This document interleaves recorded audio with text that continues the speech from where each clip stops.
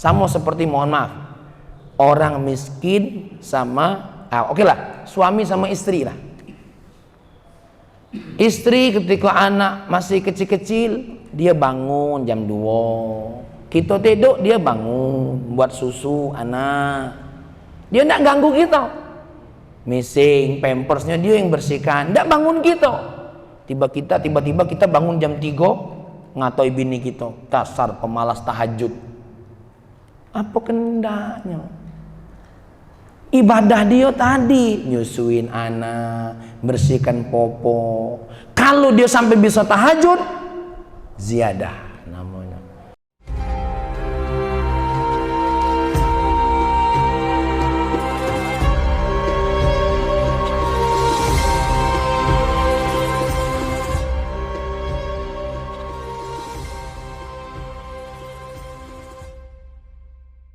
Sini kayaknya, ya. Baiklah, kita lanjut kajian kita tentang hikam. Bahwasanya kata Dr. Muhammad Said Ramadan Buti, manusia itu ketika dekat dengan Allah ada dua ahwal. Ahwal yang pertama, ahwal nafsiyah, ahwal yang ada dalam diri manusia atau kondisi manusia yang membuat dia dekat dengan Allah. Nah, gara-gara ahwal ini, apa namanya, berbagai macam jenis amal, tergantung apa yang istighraq dalam dirinya. Kalau istighraq dalam dirinya tentang maha kuasanya Allah, maka yang muncul rasa takut. Kalau yang istighraq, apa istighraq itu? Yang menguasai dirinya, ya, sifat-sifat kasih sayang Allah, maka yang muncul rasa harap. Dan istighraq ahwal ini ada yang bisa dia pilih, ada yang memang tidak bisa dia pilih, ya. Contoh, ngapa tidak tahu ya Allah, aku nih apa-apa tuh yang ada rasa takut gitu, ya, yang ada rasa takut. Seperti yang kemarin kita tengok sahabat Fudail bin Iyad, wong lain sibuk berdoa, wong lain sibuk apa? Maka jangan heran motivasi hadis Nabi macam-macam kepada orang yang haji. Apa kata baginda Nabi? Al-umratu ilal umrah mukaffiratun lima bainahunna, ya, wal hajju falaysa lahu jazaa illal jannah. Dari umrah ke umrah itu penghapusan dosa. Dan pahala wong haji tidak katik lain kecuali apa? Wal hajjul mabrur, haji yang mabrur tidak katik lain pahalanya apa? Surga, ya. Nah, ini mungkin bagi orang yang ahwalnya penuh rasa takut, ya, penuh melihat ampunan Allah, ini yang dikejar. Tapi kalau seandainya aku haji itu bukan nak cepat akhirat baik, nak dapat dunia pula, nak punya rasa syukur. Hadis yang berikutnya, ini dengerin, ini hadis untuk yang hadir di sini. Apa kata baginda Nabi? Al-hujjaj wa umar wafdullah. Orang yang haji dan umrah itu tetamu Allah. Idza sa'alu, kalau minta dikasih. Wa idza da'au ujibu, kalau doa diijabah. Wa idza anfaqu ukhlifa lahum, kalau duitnya yang keluar diganti oleh Allah. Nah, ini cocok untuk Marsono. Maksudnya apa? Aku haji tuh nak banyak minta. Maka jangan heran ada yang berangkat haji isinya apa? Doa permintaan galau. Ya, ini nampaknya ahwalnya nih. Mianlah, jangan kita ngomong udah manu cak kata ibadah yang lain. Lah. Ngapo? Ada apa? Mianlah. Ya. Nah, ini ahwal nafsiyah sedikit mengulang. Baru yang berikutnya, inilah yang disebut dengan al-ahwal ijtimaiyah. Kondisi yang memang ada dalam apa? Sosial kehidupan kita. Tentu jenis ibadahnya beda-beda. Ingat ya, jenis ibadah ini bukan ibadah asasiyah. Ibadah asasiyah sama. Sholatnya 5 waktu. Kalau sholatnya 6 waktu lain lagi cerita. Ketentuan puasanya di bulan Ramadan, hajinya di Arafah, bukan di padang bola tanding. Kalau ada di padang yang lain bahaya. Ya. Puasa apa? Zakatnya jelas ada dua. Ada zakat harta, ada zakat badan. Zakat harta yang banyak modelnya. Ya, kita tidak masuk bab ini dulu. Tuh ibadah asasiyahnya itu sama. Yang bedanya apa? Ibadah yang di luar asasiyah. Ya, maka ahwal ijtimaiyah apa kata beliau? Apa yang maksud dengan ijtimaiyah? Fal muradu biha ma yata'arradu lahu al-insan min al-intiqali min halil uzubah ila zawaj. Salah satunya apa? Seperti seseorang, apa yang terjadi pada diri manusia dari perpindahan. Contoh apa? Kondisi bujang dengan nikah. Ini ijtimaiyah. Seseorang yang nikah sama seseorang yang belum nikah, itu kadang-kadang jenis ibadahnya beda. Wa min halil faragh ila taqayyud bil wadha'if wal a'mal. Contoh, dari masa nganggur sehingga punya masa lembur. Nganggur sampai punya waktu kerja. Beda. Orang yang nganggur sama wong yang lembur sama wong yang punya kerjaan beda. Maka jangan heran. Ini kadang-kadang kita nengok tetangga sibuk mancing, oi lemaknya, dia nganggur. Kita yang ada gawean, jangan nak mancing terus Marsau. Ya, ini kadang-kadang Mang Fitri nengok wong ini. Ada orang ini ahwalnya beda. Bujangan punya jenis ibadahnya sendiri, ya. Yang sudah berkeluarga punya jenis ibadahnya sendiri. Yang belum punya kerjaan punya ibadahnya sendiri. Yang sudah punya kerjaan punya jenis ibadahnya sendiri, ya.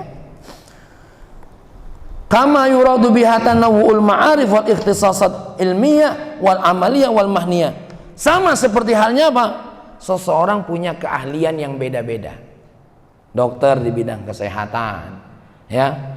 Pak Ari Payul di bidang usaha, ya dah. Yang ini di bidang apa? Produksi lemari. Orang punya keahliannya beda-beda, tentu jenis ibadahnya juga beda-beda.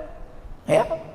Janganlah jadi dokter, lah nak jadi pemain bola pula. Ya. Kecuali sekedar untuk olahraga. Ya. Ada jenis ibadahnya beda. Bayangkan kalau wasit ikut nendang bola. Apa kendak? Wasit punya tugas masing-masing, pemain bola ada tugas masing-masing. Pemain bola punya jenis ibadahnya masing, bukan jenis ibadah ya, apa namanya?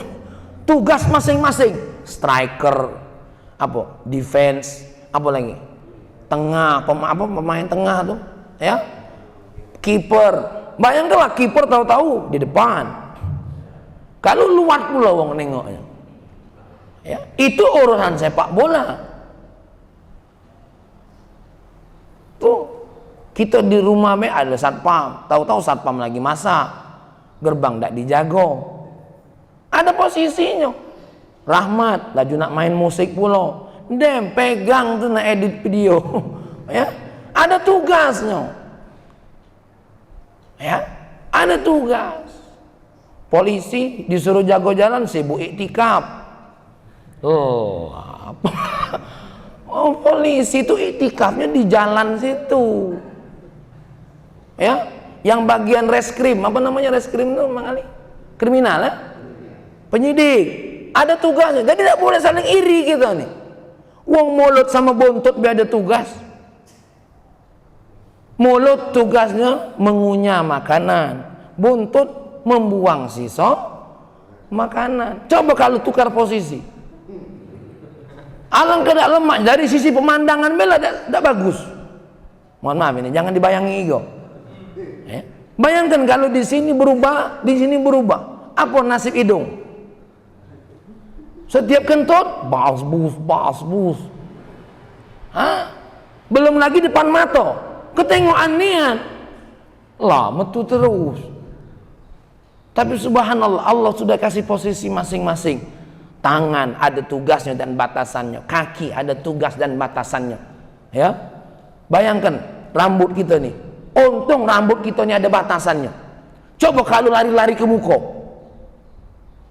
maka dikasih oleh Allah yang indah. Ada rambut di bagian kumis sama jeng. Coba kalau sepenuh-penuhnya, ada batasannya.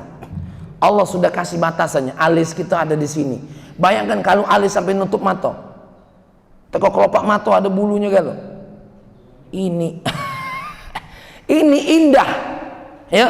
Nah, bulu ketek batasannya cuma di sini. Coba kalau nyebar-nyebar sampai ke sini. Lah lucu lah. Nggak lemak pulau nengoknya. Sudah jangan bayangkan bulu yang lain, Dem. Ini lah Pak Yul nak nyebut. Dem tahan. Ini contoh baik bahwasanya coba jari kita nih kalau telunjuk kalau indah. Tapi nah ada tugasnya masing-masing. Jempol, ngorek hidung bisa dua. Kamu ini, ya Allah, nikmatnya luar biasa. Nah, makanya kata orang tuh man arafa nafsahu arafa rabbahu. Siapa yang tahu tentang dirinya, maka orang itu akan kenal dengan Allah. Ya, maka ini contohnya. Ya. Belum lagi yang namanya tugas tadi amal sama apa namanya? Sama keistimewaan ada juga tafawutnya. Wa tafawutul wadhaifil idariyah wasiyasah. Di dalam urusan kerja ada tingkatannya sendiri. Dokter di dalam laboratorium itu kan ada tingkatannya sendiri, betul nggak? Coba kalau segala di laboratorium tangan galau, siapa nak mintain tanggung jawab? Oh, dimintain tanggung jawab. Ada yang bagian analisa ini, ada yang bagian analisa ini. Semuanya ada tuh tugas. Di bagian mebel Mas Didik ada bagian yang nerima duit. Coba kalau nerima duit, kemana duit itu? Bayaran ke sini, mesen ke sini, yang lain bagian buat. Ada bagian ngantar. Ini namanya al-ahwal ijtimaiyah. Maka apa kata beliau? Idza tabayyana hadza, kalau ini sudah nampak bagi kita, fa'lam annal faraid allati amara Allah biha. Ya. Ketahuilah sesungguhnya kewajiban-kewajiban yang Allah perintahkan dengan adanya ahwal tadi, tasyakkalal jami'ul mushtarak baina ashabi hadhil ahwal kulliha. Maka akan apa? Akan ada bentuk kerjasama, kebersamaan antara orang-orang yang punya kondisi ini semua. Dzalika li'annahum jami'an mukallafuna bitilkal asasiyat. Tapi ingat, mereka semua tidak lepas dari apa? Ibadah asas yang Allah wajib kepada mereka semua. Ya, kearkannya Islam. Seperti rukun Islam, ya, seperti rukun iman, itu semua wajib.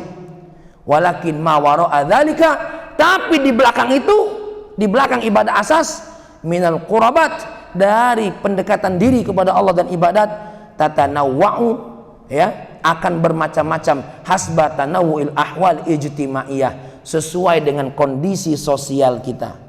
Allati yataqallabul muslim fi ghamariha, tergantung apa yang didalemi, ya, pada diri manusia. Ya. Contoh, syabun lam yatazawwad, pemuda yang belum nikah, fahuwa la yahmilu illa mas'uliyatan nafsihi. Orang yang masih bujang tidak punya tanggung jawab lain kecuali apa? Dirinya sendiri. Kalau sudah punya suami, tidak baca. Istri nak ditanggung jawab. Ya, nak ditanggung jawab, dijawabi. Belum lagi kalau punya anak. Tidak bisa orang yang sudah nikah seperti orang yang belum nikah, punya tanggung jawab. Ya. Syabun lam yatazawwad fa huwa la yahmilu illa mas'uliyati nafsi al-a'mal al-muqarribah ila Allah binisbati lahu. Dan dia punya amal sendiri yang cocok untuk dirinya. Maka jangan heran kalau ada pemuda yang apa? Yang lebih bagus dia apa? Apa namanya? Mungkin belajar. Ya enggak? Apa namanya? Belajar dalam artian apa? Belajar seperti santri. Duduk mondok. Mondok nian bertahun-tahun enggak balik-balik. Wajar karena masih pemuda. Gitu loh. Maka jangan heran kalau ada manusia Orang yang hebat seperti siapa? Imam Nawawi, Abu Zakaria, sampai umur 50 beliau belum menikah. Ketika ditanya, "Kenapa engkau belum menikah?" Kenapa? Karena aku melihat kewajiban ilmu belum membuat aku turun tentang pelaksanaan yang sunnah. Nikah. Walaupun beliau berkata, nikah ketika menyelamatkan dirinya dari zina lebih baik daripada sibuk dengan ibadah. Ya. Maka jangan heran orang punya tugasnya masing-masing. Kenapa? Imam Nawawi tidak menghabiskan dirinya untuk nulis buku. Tuh baca kitab Majmu', mensyarahkan kitab Muhazzab. Beliau punya kitab namanya Minhajut Talibin, punya kitab namanya Arba'in, mensyarahkan kitab Muslim. Nah wajar kalau beliau tidak sampai nikah. Tapi kalau model masjid tidak nikah, gawenya apa? Wong kita ini ibadah dikit-dikit baik, lacak, sibuk nian. Kenapa? Hari-hari Imam Nawawi dari mulai beliau bangun, tak katik lain isinya ilmu dan. Nah kalau kita tak cak itu, tak usah nak melu-melu. Ini kadang-kadang ada yang cakiwan. Aku nak seperti Imam Nawawi, Abu Zakaria, toeng. Tak usah melu-melu. Seperti siapa? Rabi'atul Adawiyah tadi. Kenapa? Ya kalau itu ahwal nafsi ya. Ini awal ijtima'nya. Ya, awal ijtima'nya. Tapi awal nafsinya siapa? Rabi'atul Adawiyah memang belum aku belum nak jatuh cinta selain kepada Allah. Dan itu tidak bisa dibuat-buat. Jangan kaget habis ini ada yang buat-buat. Aku nih nak cak Rabi'atul Adawiyah. Ya. Karena ahwalnya beda-beda. Makanya kalau kita nengok orang, ada yang mungkin belum nikah, mungkin ada ahwalnya sendiri. Jangan laju dikatoi. Ya, tapi kalau nak motivasi, kecuali kalau jadi katik gawe, seperti yang di belakang Ustaz Topan itu, Dr. Topan. Katik gawe dan nikah, apa gawe? Ya. Ya. Ya, gawe. Apa yang dikucak? Ya katik. Ya. Nah, tatabu'ul majelis ilmu. Tapi jangan heran kalau yang bujang pindah dari majelis ke sini ke majelis yang sini. Jangan heran. Ya, jangan heran. Jadi itu memang apa namanya? Memang punya ahwal tersendiri. Sama seperti mohon maaf. Orang miskin sama oke lah, suami sama istri lah. Istri ketika anak masih kecil-kecil, dia bangun jam 2. Kita tidur, dia bangun buat susu anak. Dia tidak ganggu kita. Mising, pampersnya dia yang bersihkan, tidak bangun kita. Tiba-tiba kita bangun jam 3 ngatoi bini kita. Dasar pemalas tahajud. Apa kendaknya? Ibadah dia tadi nyusuin anak, bersihkan popo. Kalau dia sampai bisa tahajud, ziyadah namanya. Jadi kita tanya, ngapa tidak tahajud? Ngantuk nian kak, malam tadi bangun jam 2 sampai jam 3 berapa kali? Anak kita lagi demam. Ya, kita tidak dibanguninnya, dia dewe yang sibuk. Maka kalau dia lagi tidak tahajud, jangan kita ganggu. Ya, jangan kita ganggu. Kenapa? Dia punya ahwal ijtimaiyah dia dewe. Nah kita jadi laki mentang-mentang tidur nyenyak dari jam 9, tahu-tahu terkejut jam 3, sok-sok jadi waliullah, laju marahi bini. Astaghfirullahalazim, kamu tidak ingat kepada Allah. Wow. Kita waktu anak nangis kemana? Cakiyawan. Dia waktu kita tidur, dia nyusui anak kita. Habis nyusui kita, lah ngapa ke sana-sana? Ya. Maka kadang-kadang mohon maaf Mang Rosik, ada wong-wong yang baru nak dekat dengan Allah, cekiwannya.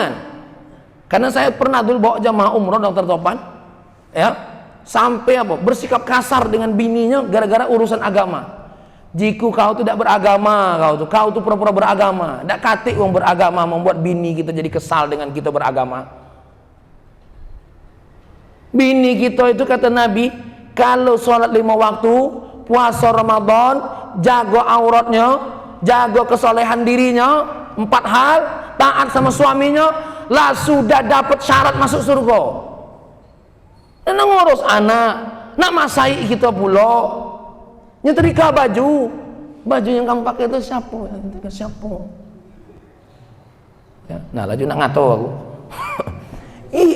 Artinya apa? Suami itu juga harus tahu ibadah istri itu beda. Kita yang pacak sholat duha, jangan-jangan gara-gara kopi yang dia buat. Ini habis minum kopi, seret. Kenapa kamu kok tidak sholat duha? Tengok dia dari pagi tadi muat sarapan. Itu ibadah dia. Ini tiba-tiba Mas Didi mau, ya coba terima kasih kopinya lah dibuat. Mudah-mudahan berkat kopi ini kamu dapat pahala aku juga dari sholat duha. Ngurus gitu. Kalau dia lah capek sampai sholat duha juga, itu bonus namanya. Tapi kalau ada bini di rumah ya, apa lado galo yang masak, yang nyuci, boleh kita tegur tak sholat duha. Kenapa? Ahwal ijtima'i dia lah dibantu galo. Dia sholat duha deh. Yang masak lah ada pembantu, yang nyuci lah doh pembantu. Tak ada sholat duha beda pacar. Kalau tahajud taruhlah, boleh kita tegur cak itu, karena awal ijtimaiyahnya beda. Tapi kalau dia lah galo-galo, laju kita kena ceramah pula pagi-pagi. Kamu tuh sedih saya nengok kamu. Gimana nasib kamu kalau tidak tahajud? Neraka kamu. La ilaha illallah. Ada pula yang mau awas ya. Kenapa? Dia punya ahwalnya sendiri sejarah iya.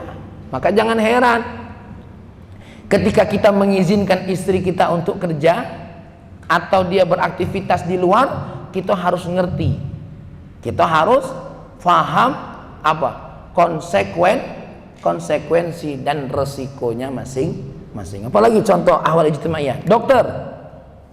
Kadang-kadang dokter ini, apalagi yang bagian bedah, Wak, belum tentu sholatnya tepat waktu. Bayangkan lagi nak ngebelek azan, sudah ngebelek nih, Allah, sholat pada waktunya afdol, ditinggal kayaknya bayang pasien tadi. Selesaikan sampai, kan dokter itu kadang-kadang waktunya penuh dokter ya, 2 jam operasi, istirahat sebentar, operasi lagi. Kadang-kadang sholat dia sendirian itu jauh lebih baik daripada sholat berjamaah. Makanya jadi wali itu harus belajar dulu ini. Wong lain. Kenapa? Ahwal ijtimaiyahnya beda. Ya, kecuali sesuatu yang bisa kita pilih. Apa contohnya? Punya toko, kita yang punya, kita yang ngatur, tutup pada waktu jam sholat. Kalau pasien tidak maca kita atur, ya. Apalagi lah disuntik bius, izin ke masjid dulu, belum nak wirid pula, ya. Jadi mohon maaf. Maka seperti orang-orang yang lagi sholat khauf segala macam, itu punya tugas masing-masing. Nah, ibadah orang yang al-ahwal ijtimaiyah di sini banyaknya lah kasusnya. Pahami secara umum karena waktu kita tidak banyak. Karena insya Allah pertemuan berikut kita akan masuk hikmah yang ke-9, ya. Artinya bahwa saya 10 atau 9? 10, ya. Jadi artinya ahwal nafsiyah ini Pak Yul beda-beda. Mereka ada yang macam-macam tetangganya ketika sedekahan tidak pendinya, ada yang bagian nyuci piring, ada yang bagian ini, itu ibadah dia, ya.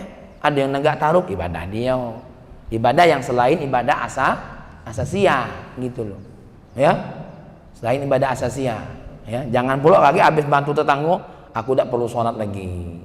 Kenapa? Jenis ibadah aku bantu tetangga, bukan. Ini ibadah yang di luar ibadah asasiyah, ya. Jadi kalau ada kita punya orang-orang yang kerjanya, contoh pagi-pagi lah masak lah di dapur, ya. Kalau seandainya mohon maaf dia lagi tidak sempat tahajud, maka masak itu sudah tahajud bagi dirinya, seperti pemasak santri-santri gitu. Ya, kalau seandainya dia ngatur waktu sampai bisa tahajud, alhamdulillah, itu satu kebaikan. Ala kulli halin, ya, ketika kita nengok polisi hari lebaran, dia tidak kumpul sama keluarga, itu punya nilai sendiri ibadah di hadapan Allah. Ada dokter jago, ya, pengacara punya ibadahnya sendiri. Jangan sampai pula pengacara tidak sholat, menganggap membantu orang sudah ibadah. Selain ibadah asasiyah, itu yang paling penting. Apalagi sopir. Nah, kita bangun, dia tahajud, kita marahi sopir. Astagfirullah kamu ini, saya nyesal sekali bawa sopir seperti kamu ini, tidak galak tahajud. Lah kita tidur tadi, dia yang mikirin nyawa kita. Ya, dia yang mikirin nyawa kita, ngatur rem, ngatur gas. Kita bangun-bangun, astagfirullahaladzim. Ya, ini yang tidak beres ini. Ya, dan biarlah, habis subuh kau tidurlah. Tidur di habis subuh, tidak makro. Tidur yang makro tuh model-model mak kita nih. Nah, tidurlah banyak, subuh masih nak tidur. Itu yang makro. Kalau yang model sopir, tidur habis subuh, tidak makro. Apalagi sopir travel, jam 10 nak jalan lagi. Bisa jadi tidur bagi dia tuh hukumnya apa habis subuh? Wajib. Kenapa? Menyelamatkan nyawa orang lain itu lebih wajib daripada sekedar apa? Memastikan diri tidak tidur subuh. Maka hati-hati ketika kita bicara tentang hukum Allah. Maka orang yang bicara hukum Allah tidak bisa fikih sendiri, maka ada fikihnya, ada tasawufnya, ya. Tapi tasawuf tanpa fikih akan menjadi zindik, kata Imam Malik radhiyallahu anhu. Ini sajalah kajian kita. Mudah-mudahan habis ini kita bisa tahu ahwal diri kita masing-masing tentang apa? Ibadah-ibadah sunnah, ibadah-ibadah tambahan, ya, tentang diri kita dan juga siapa? Orang-orang yang ada di sekitar kita. Satu pertanyaan barangkali? Datik? Tahu dah datik sudah, ya. Ya, datik kan? Allahumma salli wa sallim ala sayyidina Muhammad wa ala ali sayyidina Muhammad. Ya Allah, berikan kami cahaya supaya kami makin cerdas melihat sesuatu ada dalam diri kami, ya Allah. Mudah-mudahan kami mengerti tentang ahwal diri kami, ya Allah, dan jadikan kami orang yang pandai membaca ahwal diri dan ahwal kehidupan kami sekitarnya, ya Allah, sehingga kami tepat memilih amalan apa yang paling diutamakan saat ahwal itu terjadi. Ya Allah, ya Rahman, ya Karim, jadikan kesadaran ini juga menjadi kesadaran bagi orang-orang yang ada di sekitar kami, ya Allah, sehingga kami ada pada posisi watawasau bil haqqi watawasau bis sabr, bukan watawasau bil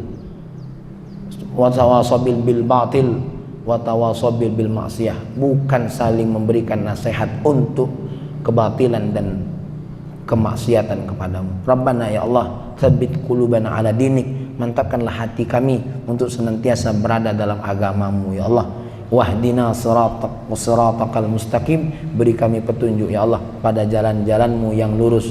Siratal ladzina an'amta alaihim ghairil maghdubi alaihim waladdallin, sebagaimana jalan orang-orang yang kau beri nikmat, bukan jalan-jalan yang engkau murkai. Rabbana atina fid dunya hasanah fil akhirati hasanah wa qina adzabannar walhamdulillahi rabbil alamin. Demikian, mohon maaf. Assalamualaikum warahmatullahi wabarakatuh.